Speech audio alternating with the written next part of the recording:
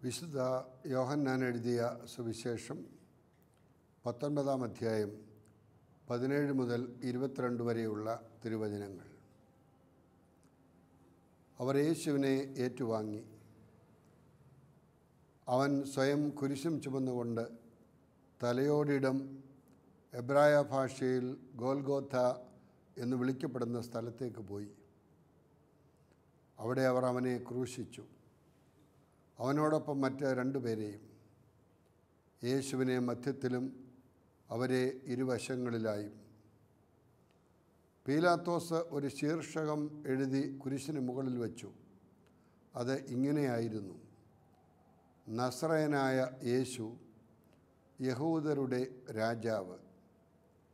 യേശുവിനെ ക്രൂശിച്ച സ്ഥലം പട്ടണത്തിന് സമീപമായിരുന്നതിനാൽ യഹൂദരിൽ പലരും ആ ശീർഷകം വായിച്ചു. അത് എബ്രായയിലും ലത്തീനിലും ഗ്രീക്കിലും എഴുതപ്പെട്ടിരുന്നു. യഹൂദരുടെ പുരോഹിത പ്രമുഖന്മാർ പീലാത്തോസിനോട് പറഞ്ഞു, യഹൂദരുടെ രാജാവ് എന്നല്ല, യഹൂദരുടെ രാജാവ് ഞാനാണ് എന്ന് അവൻ പറഞ്ഞു. എന്നാണ് എഴുതേണ്ടത്. പീലാത്തോസ് പറഞ്ഞു, ഞാൻ എഴുതിയത് എഴുതി. മിശിഹായിൽ പ്രിയ സഹോദരങ്ങളെ, യേശു രാജാക്കന്മാരുടെ രാജാവും നേതാക്കന്മാരുടെ നേതാവുമാണ്. ക്രിസ്തുവിൽ നിന്ന് വഴിമാറിക്കൊണ്ടിരിക്കുന്ന വ്യക്തികളും കുടുംബങ്ങളും കൂട്ടായ്മയും സഭയും സമൂഹവും രാഷ്ട്രങ്ങളും ഒക്കെ ക്രിസ്തുവിനെ രാജാതിരാജാവായി പ്രഖ്യാപിക്കുവാനുള്ള ഒരവസരമാണ് യേശുക്രിസ്തുവിൻ്റെ രാജ്യത്വ പെരുന്നാൾ. ആഗോള കത്തോലിക്ക സഭ വിശുദ്ധ വർഷമായി ആചരിച്ച 1925-ാം ആണ്ടിൽ ആഗോള കത്തോലിക്ക സഭയുടെ അനിഷേധ്യ നേതാവായിരുന്ന 11-ാം പിയൂസ് മാർപ്പാപ്പയാണ് യേശുക്രിസ്തുവിൻ്റെ രാജ്യത്വ പെരുന്നാൾ സഭയിൽ ആരംഭിച്ചത്. രാജാവ്, രാജപദവി എന്നിവയുടെ മേന്മ നഷ്ടപ്പെട്ടുകൊണ്ടിരിക്കുന്നു എങ്കിലും രാജ്യത്വം ഇന്നും പരമാധികാരത്തിൻ്റെ ഒരു പ്രതീകമായി നിലകൊള്ളുകയാണ്. യേശുക്രിസ്തു 2 വിധത്തിൽ രാജാവാണ്. ഇസ്രായേലിലെ ഏറ്റവും ശക്തനായ ദാവീദ് രാജാവിൻ്റെ വംശത്തിൽ ജനിച്ചവനായതിനാൽ അവിടുന്ന് രാജാവാണ്. രാജാതിരാജനായ ദൈവപുത്രൻ എന്ന നിലയിലും സുവിശേഷത്തിൽ ഉടനീളം യേശുവിൻ്റെ ഈ 2 രാജ്യത്വവും തെളിഞ്ഞു കാണുന്നുണ്ട്. നാഥാൻ പ്രവാചകൻ വഴി ദൈവം ദാവീദിന് ഒരു വാഗ്ദാനം നൽകിയിരുന്നു. ദിനങ്ങൾ തികഞ്ഞ് നീ പൂർവികരോട് ചേരുമ്പോൾ നിൻ്റെ ഒരു ഔരസ പുത്രനെ ഞാൻ ഉയർത്തി അവൻ്റെ രാജ്യം സുസ്ഥിരമാക്കും. അവൻ എനിക്ക് ആലയം പണിയും. അവൻ്റെ രാജ്യസിംഹാസനം ഞാൻ എന്നേക്കും സ്ഥിരപ്പെടുത്തും. ഞാൻ അവന് പിതാവും അവൻ എനിക്ക് പുത്രനും ആയിരിക്കുമെന്ന് 2 സാമുവേൽ 7-ാം അധ്യായം 12, 13, 14 വാക്യങ്ങളിലായി നാം അത് കാണുന്നുണ്ട്. ദേവാലയം നിർമ്മിക്കുവാൻ ദാവീദ് രാജാവിനല്ല, സോളമൻ രാജാവിനാണ് ദൈവം അനുഗ്രഹം നൽകിയത്. ഈ സംഭവം നാം അനുസ്മരിക്കുമ്പോൾ ദൈവം തൻ്റെ ദൗത്യം നിറവേറ്റുവാൻ വേണ്ടി ആളുകളെ അഭിഷേകം ചെയ്ത് അയക്കുന്നതായി നമുക്ക് കാണാൻ കഴിയും. ഈ പ്രവചനം ദാവീദിൻ്റെ പുത്രനായ സോളമനിൽ ഭാഗികമായി നിറവേറി. എന്നാൽ ഈ പ്രവചനം പൂർണ്ണമായി നിറവേറുന്നത് കർത്താവായ യേശുക്രിസ്തുവിലാണ്. ദാവീദിൻ്റെ വംശത്തിൽ പിറന്ന അവിടുന്ന് ഇസ്രായേലിൻ്റെ മാത്രമല്ല, ലോകത്തിൻ്റെ മുഴുവൻ രാജാവാണ്. മഹത്വപൂർണനായ പിതാവായ ദൈവത്തിൻ്റെ വലത്തുഭാഗത്തിരുന്ന് അവിടുന്ന് അന്ത്യവിധിനാളിൽ രാജകീയ പ്രതാപത്തോടെ വരും എന്നുള്ള സൂചനയാണല്ലോ നൽകപ്പെട്ടത്. മംഗളവാർത്തയുടെ സമയത്ത് ഗബ്രിയേൽ ദൈവദൂതൻ മറിയത്തോട് പറയുന്നു, അവൻ്റെ പിതാവായ ദാവീദിൻ്റെ സിംഹാസനം ദൈവമായ കർത്താവ് അവന് കൊടുക്കും. യാക്കോബിൻ്റെ ഭവനത്തിന്മേൽ അവൻ എന്നേക്കും ഭരണം നടത്തും. അവൻ്റെ രാജ്യത്തിന് അവസാനമുണ്ടാവുകയില്ല. ലൂക്കോസിൻ്റെ സുവിശേഷം 1-ാം അധ്യായം 30 മുതൽ 33 വരെയുള്ള വാക്യങ്ങളിൽ അങ്ങനെ നാം കാണുന്നു. യേശുക്രിസ്തുവിൻ്റെ ജനന വാർത്ത മനസ്സിലാക്കിക്കൊണ്ട്, നക്ഷത്രത്തിൻ്റെ അർത്ഥം മനസ്സിലാക്കിക്കൊണ്ട് കിഴക്ക് രാജ്യത്തു നിന്ന് വന്ന 3 രാജാക്കന്മാർ യൂദയായുടെ ബേത്ലഹേമിൽ രാജാതിരാജനെ നക്ഷത്രം വഴികാട്ടിയായി നിന്നുകൊണ്ട് അവനെ കണ്ടെത്തുവാനുള്ള അനുഗ്രഹം നൽകുന്നു. നക്ഷത്രം നിന്ന സ്ഥലത്ത് അവരെത്തി പുൽക്കോട്ടിൽ കിടത്തിയിരിക്കുന്ന ദിവ്യ ശിശുവിനെ കാണുന്നു. അവിടുത്തെ രാജ്യത്വം അംഗീകരിച്ചുകൊണ്ട് സ്വർണവും, പൗരോഹിത്യം അംഗീകരിച്ചുകൊണ്ട് കുന്തിരിക്കവും, മനുഷ്യത്വം അംഗീകരിച്ചുകൊണ്ട് മീറയും സമർപ്പിക്കുന്നു. അപ്പോൾ പൂജ്യരാജാക്കന്മാർ, കിഴക്ക് രാജ്യത്ത് നിന്ന രാജാക്കന്മാർ രാജാതിരാജനെ അന്വേഷിച്ച് കണ്ടെത്തി. വിജാതീയ രാജാക്കന്മാർ അവിടുത്തെ രാജാവായി അംഗീകരിക്കുകയാണ്. വീണ്ടും കാനാൻകാരി സ്ത്രീയുടെ സാക്ഷ്യം. തൻ്റെ മകള് സുഖമില്ലാത്ത അവസ്ഥയിൽ അവളെ സൗഖ്യപ്പെടുത്തുവാൻ യേശുവിനോട് ആവശ്യപ്പെട്ടു. കാനാൻകാരി സ്ത്രീ അവൻ്റെ ആ രാജ്യത്വം ഏറ്റുപറയുകയാണ്. കർത്താവേ, ദാവീദിൻ്റെ പുത്ര, എന്നിൽ കനിയണമേ. വിജാതീയ സ്ത്രീ പോലും യേശുവിൻ്റെ രാജ്യത്വത്തെ അംഗീകരിക്കുകയാണ്.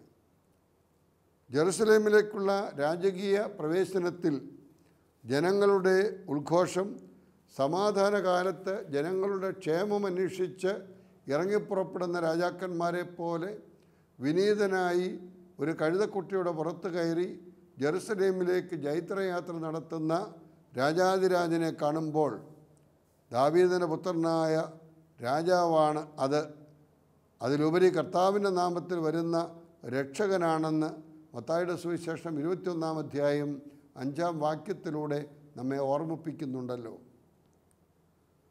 തൻ്റെ ക്രൂശമരണത്തിന് ശേഷം കർത്താവിൻ്റെ കുരിശിന് മുകളിൽ എഴുതി വച്ചു, യഹൂദന്മാരുടെ രാജാവായ നസറേയനായ ഈശോ.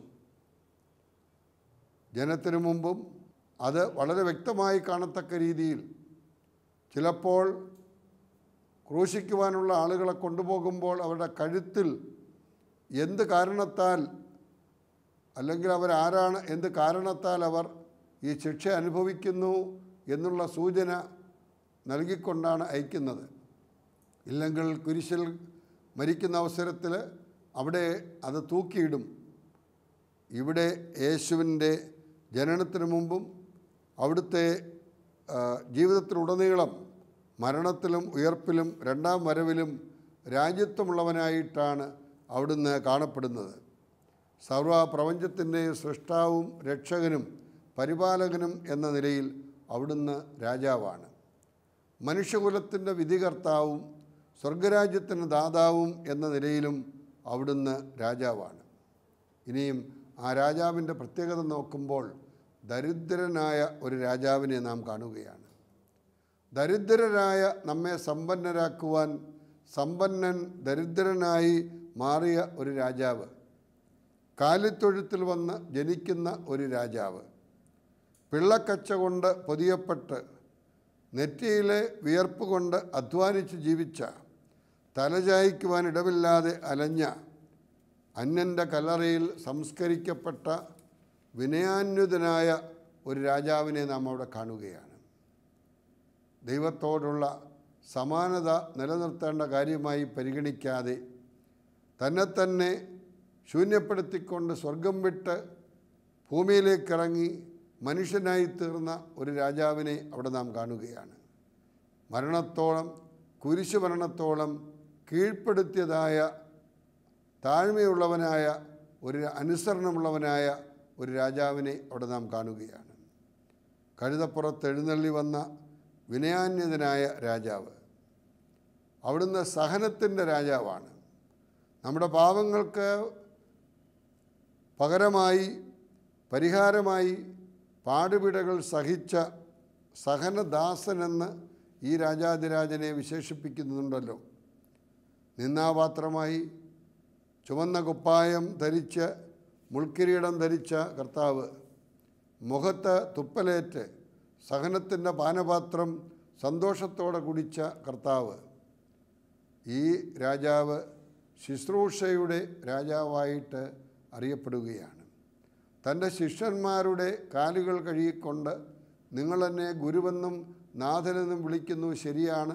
നിങ്ങളുടെ ഗുരുവും നാഥനുമായ ഞാൻ ഇപ്രകാരം നിങ്ങളുടെ പാദങ്ങൾ കഴുകിയെങ്കിൽ നിങ്ങളും ശുശ്രൂഷ ചെയ്യുവാൻ ബാധ്യസ്ഥരാണ്. ശുശ്രൂഷിക്കപ്പെടുവാനല്ല, ശുശ്രൂഷിക്കുവാനും അനേകരുടെ ജീവൻ മോചനദ്രവ്യമായി നൽകുവാനുമാണ് ഞാൻ വന്നത്. അവർക്ക് ജീവൻ ഉണ്ടാകുവാനും അത് സമൃദ്ധമായി ഉണ്ടാകുവാനുമാണെന്ന് അരുളിച്ചെയ്തവൻ സ്വന്തം ജീവൻ ബലിയായി അർപ്പിച്ചുകൊണ്ട് നമുക്ക് ശുശ്രൂഷയുടെ മാനദണ്ഡം നൽകുന്ന ഒരു രാജാവിനെ കാണുകയാണ്. അവിടുന്ന് സമാധാനത്തിൻ്റെ രാജാവാണ്. അത്യുന്നതങ്ങളിൽ ദൈവത്തിന് സ്തുതി, ഭൂമിയിൽ സന്മനസ്സുള്ളവർക്ക് സമാധാനം. ഇതായിരുന്നു അവിടുത്തെ ജനനസമയത്ത് മാലാഖമാർ ലോകത്തിന് നൽകിയ സന്ദേശം. സമാധാനത്തിൻ്റെ സുവിശേഷം പ്രസംഗിച്ച, പീഡാസഹനങ്ങളിലൂടെ ദൈവത്തെയും മനുഷ്യരെയും യോജിപ്പിച്ച ഉദ്ധിതനായ കർത്താവ് ശിഷ്യർക്ക് എന്താണ് ആശംസിച്ചത്? എൻ്റെ സമാധാനം നിങ്ങൾക്ക് ഞാൻ തരുന്നു, അത് ലോകം തരുന്നത് പോലെയല്ല. ലോകത്തിന് നൽകുവാൻ കഴിയുന്ന സമാധാനത്തിന് പരിധികളും പരിമിതികളും പരാധീനതകളുമുണ്ട്. അവയ്ക്ക് അതീതമായ ഒരു സമാധാനം നൽകുവാൻ കടന്നു വന്ന ദൈവപുത്രനെയാണ് ഈ രാജാവിൽ നമുക്ക് കണ്ടെത്താൻ കഴിയുന്നത്. അവിടുന്ന് സ്നേഹത്തിൻ്റെ രാജാവാണ്. സ്നേഹിതനു വേണ്ടി ജീവൻ അർപ്പിക്കുന്നതിനേക്കാൾ ശ്രേഷ്ഠമായ സ്നേഹമില്ല എന്ന് പ്രഘോഷിച്ചവൻ സ്വന്തം ജീവൻ ബലിയായി അർപ്പിച്ചുകൊണ്ടാണല്ലോ നമ്മെ വീണ്ടെടുത്തത്. സ്നേഹത്തോടുകൂടി ആളുകൾക്ക് വേണ്ടി ജീവൻ അർപ്പിക്കുകയാണ് ഈ രാജാവിൻ്റെ പ്രത്യേകത. യേശുവിനെ രാജാവായി അംഗീകരിക്കുന്നെന്ന് പറഞ്ഞാൽ നമ്മുടെ ഹൃദയത്തിൽ കർത്താവായി അവിടുത്തെ അംഗീകരിക്കുക എന്നാണ് അതിൻ്റെ അർത്ഥം. നമ്മുടെ ചിന്തയും നമ്മുടെ വാക്കുകളും നമ്മുടെ പ്രവൃത്തികളും യേശുവിൻ്റേതാക്കി മാറ്റുമ്പോഴാണ് അവൻ്റെ രാജ്യത്വത്തിൽ നാമും അംഗങ്ങളാണ് എന്നുള്ള അഭിമാനത്തോടെ ജീവിക്കുവാൻ കഴിയുന്നത്. യേശുവിനെ ഹൃദയനാഥനായി സ്വീകരിക്കത്തക്ക വിധം അനുതാപത്തിലൂടെ നമ്മുടെ ഹൃദയത്തെ ഒരുക്കുക നമ്മുടെ കടമയാണ്. നാം വായിച്ചു കേട്ട സുവിശേഷ ഭാഗത്തിൽ സമാന്തര സുവിശേഷങ്ങളിലൊക്കെ കൗരൻകാരൻ ശമോൻ യേശുവിൻ്റെ കുരിശ് ചുമക്കുന്നതായി കാണുന്നു. ഇവിടെ യേശു തന്നെയാണ് കുരിശ് ചുമക്കുന്നത്. എന്നാൽ കൗരൻകാരൻ്റെ ശമോൻ്റെ സഹായം അവിടുത്തെ കാൽവരിയിലേക്ക് എത്തിക്കുന്നതിന് ഒരുപക്ഷെ ഉണ്ടായിരുന്നിരിക്കാം. അത് സമാന്തര സുവിശേഷങ്ങൾ നാം കാണുന്നുണ്ട്. എന്നാൽ യോഹന്നാൻ പറയുന്നത് യേശു ആ കുരിശും വഹിച്ചുകൊണ്ട് കാൽവരി മലയിലേക്ക് പോകുന്നു എന്നുള്ളതാണ്. ശമോനെപ്പറ്റി പരാമർശം ഇവിടെ യോഹന്നാൻ നടത്തുന്നില്ല. യേശു ആരംഭത്തിൽ തന്നെ കുരിശ് വഹിക്കുകയും പിന്നീട് ഈ ശമോൻ്റെ സഹായം ലഭിക്കുകയും ചെയ്തു എന്നുള്ളത് മറ്റൊരു കാര്യമായി കാണാവുന്നതാണ്. അതായത് അവിടുത്തെ ജീവനോടെ ഗോഗൽത്താമലയിൽ കൊണ്ടുപോയി കുരിശിക്കുവാൻ സാധിക്കുമോ എന്നുള്ള സംശയത്തിൽ വയലിൽ നിന്ന് വന്ന കൗരൻകാരൻ ശമോനെ കുരിശ് ചുമക്കുവാൻ നിർബന്ധിക്കുന്നു എന്ന് സമാന്തര സുവിശേഷത്തിൽ നാം കാണുന്നുണ്ട്. അതിനും പ്രസക്തിയുണ്ട്. ആ ശമോൻ ആദ്യമേ വൈമനസ്യം കാണിച്ചുവെങ്കിലും പിന്നീടത് അനുഗ്രഹമായി മാറി എന്ന് കാണുമ്പോൾ കുരിശ് വഹിക്കുക അത്ര എളുപ്പമല്ല. അതിൻ്റെതായ എല്ലാ പ്രയാസങ്ങളും നിന്ദകളും അപമാനങ്ങളും ഒക്കെ ഏറ്റുവാങ്ങുന്ന ഒരു സമൂഹമായി നാം ഇന്ന് മാറിക്കൊണ്ടിരിക്കുമ്പോൾ ആ കുരിശിനെ സന്തോഷത്തോടെ സ്വീകരിച്ചുകൊണ്ട് അതിലൂടെയാണ് നമുക്ക് രക്ഷ നേടിത്തന്നത്. ആ രക്ഷയിൽ പങ്കാളികളാകുവാൻ ഈ കുരിശ് വഹിച്ചെങ്കിൽ മാത്രമേ സാധിക്കുകയുള്ളൂ എന്നുള്ള ബോധ്യത്തോടു കൂടി നാം ജീവിക്കുമ്പോൾ നമ്മുടെ ജീവിതം ധന്യമായ ഒന്നായി മാറും. ബലിയായി അർപ്പിക്കുന്നതിനുള്ള വിറകുമായി ഇസഹാക്ക് മലയിലേക്ക് പോകുന്നതായി ഉൽപ്പത്തി പുസ്തകം 22-ാം അധ്യായത്തിൻ്റെ 6-ാം വാക്യത്തിൽ നാം കാണുന്നു. സ്വയം ബലിയായി അർപ്പിക്കുന്നതിന് കുരിശും വഹിച്ചുകൊണ്ട് പോകുന്ന യേശുവിനെ ഇവിടെ താരതമ്യപ്പെടുത്താവുന്നതാണ്. അബ്രഹാം ഇസ്ഹാക്കിനെയും കൂട്ടിക്കൊണ്ട് മോറിയ മലയിലേക്ക് പോകുന്ന ആ പശ്ചാത്തലത്തിൽ മകൻ ചോദിക്കുന്ന ചോദ്യമുണ്ട്, അപ്പ വിറകുണ്ട്, തീയുണ്ട്, ബലിക്കുള്ള മൃഗം എവിടെ? ദൈവം കാണിച്ചു തരുമെന്നാണല്ലോ അബ്രഹാം പറഞ്ഞത്. ഇവിടെ ലോകത്തിൻ്റെ പാപത്തെ വഹിക്കുന്ന ദൈവത്തിൻ്റെ കുഞ്ഞാട് ക്രൂശിക്കപ്പെടുവാനുള്ള കുരിശും ചുമന്നുകൊണ്ട് ഗോഗൽത്താ മലയിലേക്ക് പോകുന്ന ആ സംഭവം, രാജാതിരാജാവ് മുൾക്കിരീടം ധരിച്ച് പരിഹാസ രാജാവായി കുരിശും ചുമന്നുകൊണ്ട് ഗോഗൽത്താ മലയിലേക്ക് പോകുന്ന ആ സംഭവം കാണുമ്പോൾ നാം ഓരോരുത്തരും മനസ്സിലാക്കേണ്ടത് ഈ രാജാവിൻ്റെ പ്രത്യേകത വ്യത്യസ്തമാണ് എന്നാണ്. അക്കാലത്തെ രീതി അനുസരിച്ച് ക്രൂശിക്കൽ സ്ഥലത്ത് ലംബമായിട്ടുള്ള ഒരു തടി നാട്ടിയിരിക്കും. അതിൻ്റെ തിരശ്ചീനമായി ഹൊറിസോണ്ടലായിട്ടുള്ള ആ തടി ആര് കുരിശിക്കപ്പെടുവാൻ പോകുന്നുവോ ആ വ്യക്തി ചുമന്നുകൊണ്ട് പോവുക എന്നുള്ളതായിരുന്നു. സുവിശേഷ വ്യാഖ്യാതാക്കൾ അങ്ങനെ അഭിപ്രായപ്പെടുന്നുണ്ട്. അവിടുന്ന് കുരിശും വഹിച്ചുകൊണ്ട് പോയത് എവിടേക്കാണ്? തലയോട്ടിയുടെ സ്ഥലം എന്ന് ഹീബ്രുവിൽ ഗോൽഗോഥ എന്ന് വിളിക്കപ്പെടുന്ന സ്ഥലത്തേക്കാണ്. പ്രിയ സഹോദരങ്ങളെ, ഹീബ്രു ഭാഷയിൽ, ഗ്രീക്കിൽ ഒക്കെ ഈ ഗോഗൽത്ത എന്ന വാക്കിൻ്റെ അർത്ഥം തലയോട്ടി എന്നാണ്. ഗോഗൽത്ത അറമായ ഭാഷയാണ്, ഗുൽഗോൽത്തെ ഹീബ്രു ഭാഷയാണ്, കൽവാരിയ ലത്തീൻ ഭാഷയാണ്. തലയോട്ടിയുടെ ആകൃതിയിലുള്ള ഒരു മലയാണ് അവിടെ നമുക്ക് കാണാൻ കഴിയുന്നത്. അതുകൊണ്ടാണ് ആ സ്ഥലത്തിന് തലയോട്ടിയുടെ സ്ഥലം എന്ന് പേര് ലഭിക്കുന്നത്. ജെറുസലേം നഗര മതിലിന് പുറത്ത് നഗരത്തിൽ നിന്ന് കാണാവുന്ന ഒരു സ്ഥലമായിരുന്നു അത്. ആദത്തെ സംസ്കരിച്ച സ്ഥലമായിരുന്നു അതെന്ന് ഒരു പിൽക്കാല ക്രിസ്തീയ പാരമ്പര്യം നമ്മെ ഓർമ്മിപ്പിക്കുന്നുണ്ട്. അക്കാലത്ത് രണ്ട് രീതിയിൽ ക്രൂശിക്കൽ നടന്നിരുന്നു. ഒന്ന്, കുറ്റവാളിയുടെ കൈകളും കാലുകളും കുരിശിനോട് ചേർത്ത് ബന്ധിക്കുന്ന രീതി.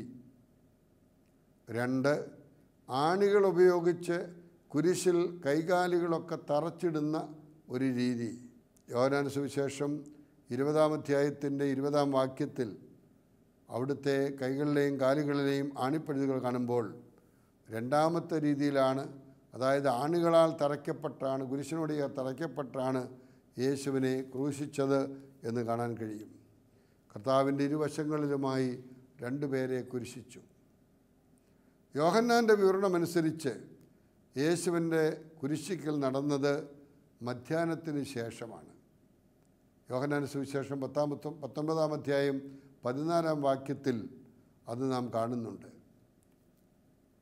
മധ്യാഹ്നത്തിൽ ഭൂമിയിലെങ്ങും അന്ധകാരമുണ്ടായി, കുന്നുകൾ വിലപിച്ചു, പാറകൾ പിളർന്നു, ശവകുടീരങ്ങൾ തുറക്കപ്പെട്ടു, ദേവാലയത്തിൻ്റെ വാതിൽമറ കീറിപ്പോയി എന്നൊക്കെ ഈ മധ്യാഹ്ന സമയത്ത് അപ്രതീക്ഷിതമായ ഈ സംഭവങ്ങൾ ഓരോന്നും കാണുമ്പോൾ അവിടെ ദൈവത്തിൻ്റെ പുത്രനെ, ദൈവത്തെ ക്രൂശിച്ചതിലുള്ള ഈ പ്രകൃതിയുടെ പ്രത്യേകതകൾ, അതിൻ്റെ വിദ്വേഷം, അതിൻ്റേതായ പ്രത്യാഘാതങ്ങളൊക്കെ ഈ പ്രകൃതി അറിയിക്കുന്നതായിട്ടാണല്ലോ അവിടെ നാം കാണുന്നത്. പിതാവായ ദൈവം മനുഷ്യകുലത്തോടുള്ള തൻ്റെ സ്നേഹം വെളിപ്പെടുത്തിയത് തൻ്റെ ഏകജാതനെ ബലിയർപ്പിച്ചുകൊണ്ടാണ്. യഹൂദരുടെയും വിജാതീയരുടെയും ഭാഷകളിലും സാർവത്രികമായി മിശിഹായാകുന്ന രാജ്യത്വം പ്രഖ്യാപിക്കപ്പെടുകയാണ് ഉണ്ടായത്. അവിടുന്ന് രാജാതിരാജനായി ഈ ലോകത്തിലേക്ക് വന്ന് ജനിച്ചു, ജീവിച്ചു. തൻ്റെ മരണത്തോടുകൂടി അവിടുന്ന് തൻ്റെ രാജ്യത്വം അവസാനിക്കാത്ത ഒന്നാക്കി മാറ്റുകയായിരുന്നു. ഇസ്രായേലിൻ്റെ വംശത്തിൽ അവൻ എന്നേക്കും രാജാവായി ഭരണം നടത്തും. വ്യക്തിപരമായി ഓരോരുത്തരുടെയും ജീവിതത്തിൽ, അവരുടെ കുടുംബങ്ങളിൽ, അവരുടെ കൂട്ടായ്മകളിൽ, സഭയിൽ, സമൂഹങ്ങളിൽ, രാഷ്ട്രങ്ങളിൽ, ലോകത്തിൽ അവിടുത്തെ രാജ്യത്വം എന്ന് പറയുന്നത് അധികാരം സേവനത്തിന് വേണ്ടിയുള്ളതാണ്. അധികാരം അടിച്ചമർത്തുവാനുള്ളതല്ല. വിനീത ശുശ്രൂഷകനായി മാറിക്കൊണ്ട് ശിഷ്യന്മാരുടെ പാദങ്ങൾ കഴുകിക്കൊണ്ട് സേവനമാണ് ക്രൈസ്തവ സമൂഹത്തിൻ്റെ മുഖമുദ്ര എന്ന് വെളിപ്പെടുത്തിയെങ്കിൽ പരിമിതികളില്ലാത്ത സ്നേഹത്തിൻ്റെ ഒരു സമൂഹം കെട്ടിപ്പടുക്കുവാൻ സ്നേഹത്തോടെയുള്ള ശുശ്രൂഷയെ കൈമുതലാക്കിക്കൊണ്ട് പ്രവർത്തിച്ച് അവിടുന്ന് വ്യക്തികളുടെയും കുടുംബങ്ങളുടെയും കൂട്ടായ്മയുടെയും സഭയുടെയും സമൂഹത്തിൻ്റെയും രാഷ്ട്രങ്ങളുടെയും രാജാവായി എന്നും ശോഭിക്കുവാൻ ദൈവം അനുഗ്രഹം നൽകട്ടെ.